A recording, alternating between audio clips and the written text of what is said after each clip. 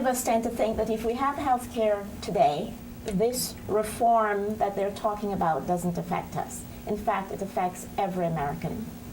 One of the things that has been framed around Medicare, saying that Medicare is going bankrupt, and this is why we shouldn't have health care reform, because a public option or a choice for us through the government system doesn't work. So, Brad, can you tell us, in terms of health care reform, how will it improve Medicare, and in fact, is Medicare working? Well, Medicare is most definitely working, and the healthcare reform effort and the provisions in the bills that are presently pending would actually improve Medicare. There's been much talk about Medicare beneficiaries losing coverage and losing services, but really this is not true. So the healthcare reform effort would, at least in its present state, do the following. First, Medicare would, in fact, eliminate unfair subsidies to private insurance Medicare plans, known as Medicare Advantage. And just as background, historically, these plans have gotten 114% of what it actually costs the traditional, the regular Medicare program to provide services to people. So they've been subsidized at a rate of 14% over what traditional Medicare costs the taxpayers to provide services to people. Why is this time so critical for us to get health care reform, and particularly for women? You know, we can't wait any longer. The UN Declaration of Human Rights, which actually Reverend Sarah talked about, actually says that healthcare is a human right. And for years and years and years in this country, we've put healthcare on the back burner. We've said only some people should get it. We haven't really recognized that when you have healthy women, you have healthy families. And in Connecticut and across this country, we know that women are the ones who make the healthcare decisions. And we have fought each step of the way to ensure that our children are covered, that our families are covered, that our own health services are covered. When you have healthy women, you have healthy mothers, you have healthy babies, you have healthy families, and over time that creates a healthy community. And we know that a healthy community is what builds a healthy country. There are easily half of the reforms that are embodied in the House and Senate bills would in fact provide improvements to the healthcare system for people in Connecticut within the first couple or 3 years. They would make premiums more affordable.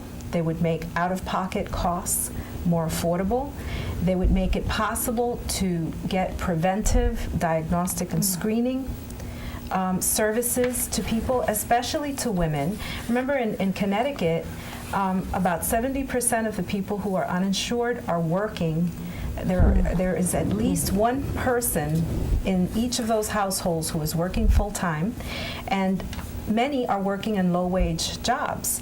And so even if those employers offer coverage, the cost sharing for individual and family coverage is too expensive for those workers. And the cost essentially leaves those people out. Federal reform is intended to create the mechanisms that allow people access to affordable coverage. And if we can get more investment in the front end in prevention, especially of chronic illness, we will be able to make a dent in healthcare costs. But it's really important, from a faith perspective, regardless of what your background is, that the diversity of those voices get expressed to our elected officials, as we've been saying. I mean, they're serving in Hartford, they're serving in Washington, D.C. because we put them there. And yet often in public discourse, it seems that there's only one religious voice that we're listening to, and often that religious voice is saying that we don't need health care reform of any kind. As a United Methodist, certainly we are We are very much in favor of healthcare reform, seeing it as a moral imperative, as a human right, and even to push things a little bit farther, in the United Methodist Church, we see the full range of access to all women's health issues, including reproductive health issues, which includes abortion as a basic part of any healthcare reform, and yet there are religious voices saying that there is no way people of faith can be in favor of this kind of access for women to have that much control over their own bodies. We are talking to you, the public. We're saying to you, this is a subject, an issue you need to get involved in. Do not be persuaded by the negative press you're hearing. Healthcare reform is a human rights issue. I don't think that you would like to know that your neighbor who works 3 jobs, 54 hours per week, do not have health care.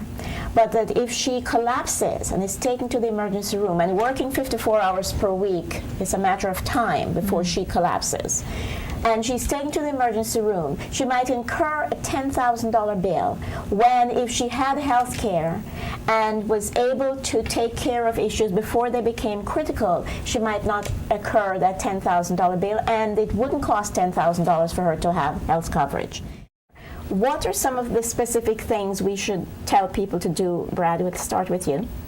Well, call, write, email if you have email, but let your senators and representatives in Congress know that you support healthcare reform and that you support a public plan. Not only do you need to take action, but hold your family members responsible for taking action. We all know somebody who doesn't have health insurance or who is underinsured. And if we don't want to admit that it's us, it's somebody you know. Can you tell me, as a pastor, what is Christian about denying some people access to health care? What is religious about that? I was afraid you were going to ask me a difficult question. Well, there's nothing Christian about that at all. And certainly for people who are of Christian faith, we look to Jesus as our model. And a large part of his ministry on earth was healing people. He walked into a town, everybody flocked around him, whether they had pre-existing conditions like leprosy or blindness, or they were paralyzed or whatever. And he healed them there right on the spot. So I don't think there is any defensible position by a person who claims to be a Christian to then also claim that we cannot afford healthcare reform, that healthcare is not a human right, that we do not have a moral imperative. There's just no grounds for it. I'd encourage you to write a letter to the editor, enter a blog, use the media, because the powerful interests are spending money on advertising, and they're spending millions and millions and millions of dollars on advertising, which the rest of us cannot afford. Right. But we can write letters to the editor, and we can make our position known and understood, and our elected officials, state and federal officials, do pay attention to what the local newspapers run. This is the #1 democracy in the world. Let us live up to that. Please get involved. Please call your congressperson. Please send an email. Talk to your neighbor. Take to the streets. Whatever it takes, we need health care reform.